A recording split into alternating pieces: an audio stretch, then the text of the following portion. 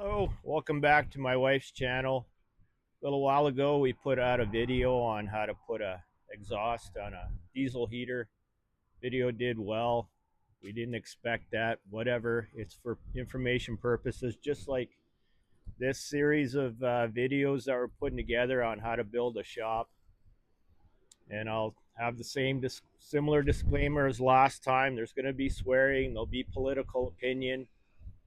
And if you want to use some of these tips that I'm putting in this video, go ahead. Uh, if something goes wrong, we're not liable. Just use your head, do the right thing. Um, Seems like this whole separation movement in Alberta is gaining huge momentum, huge crowds. I love it. My wife and I have signed up to be canvassers. It's an honor to do that.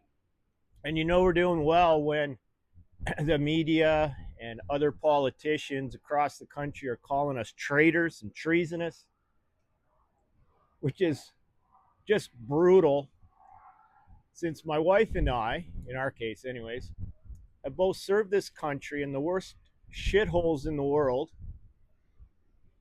putting our lives in jeopardy, and now they're calling us treasonous because we want to do the right thing for our family. Blows my mind. They can go fuck themselves. All right, so they're getting that out of the way. Again, this series, don't know how many videos we'll have. My wife's still working through the video and doing her editing and whatnot. It's going to be a bunch of them. So, again, if you want to pick some tips up that I use, go ahead, enjoy, hopefully. This is the shop. You saw bits of it in our first video. We put this thing together because I like working with my hands, keeps me sane. And our garage that is attached to our house, a little too small to have cars and everything in there. And here I could put good dust control in and all that good stuff. On this property, we can do what we want as far as the size of outbuildings, so that was easy. We got a nice flat site. In the video. You'll see all the cement work and whatnot.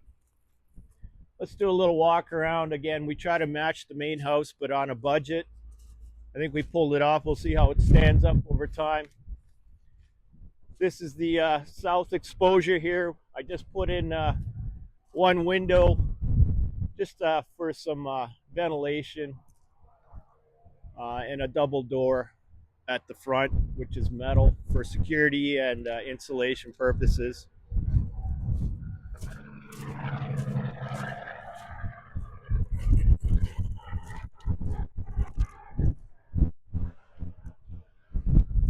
And in the back here, uh, again, we've got these buttresses coming out again to match the main house. We got the same metal work. Got some power run out there. The power was run by a local electrician. We like to go local whenever we can.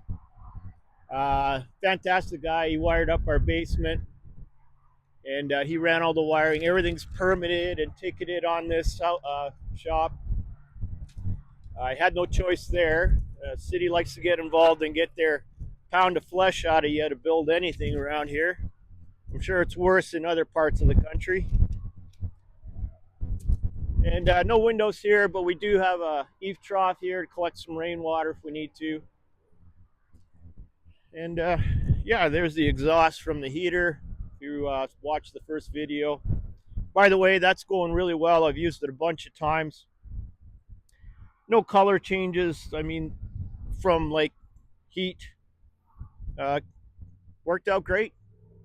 Okay, we'll see you inside, and I'll narrate through the rest of these videos. And there's no point in me coming out here on a finished product.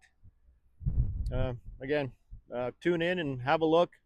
Now, folks have been leaving comments from our first video. I did read them.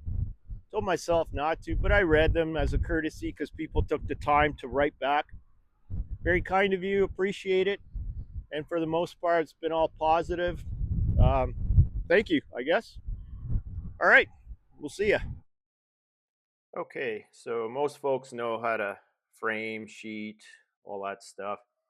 So again, like I mentioned outside, this is just to offer you some tips as you go through this video that might help you out if you're doing something similar. As you can see, this is a nice flat site that we're building on. You see all the gravel there. I did all the cribbing for the slab and the what do you call it, rebar work. We put in all the gravel, and that saved us a bunch of money. We used the local company, literally a stone's throw from our house, to do the concrete work. They did an extension on our driveway. They're called Pro Roots here in Lethbridge area. Fantastic guys. They did this in a day. They used a power trawler to finish the surface, and it's like almost like a mirror finish, which is good and bad. Great for cleanup. A little hazardous when there's sawdust on the ground, so you have to keep it nice and clean. One thing that I learned, you can see the piles of gravel from the concrete guys, is if you use washed gravel. I can't remember the size of the gravel. They just recommended it. We ordered it. There's no compaction required. That also takes into account our terrain. A lot of clay. It's really solid. When it gets wet, yeah, it expands. When it dries, it cracks. But again, slab on grade like this, washed gravel, you don't need a compactor. It doesn't move around. And so far, they're right. The driveway hasn't moved, and nor has the shop.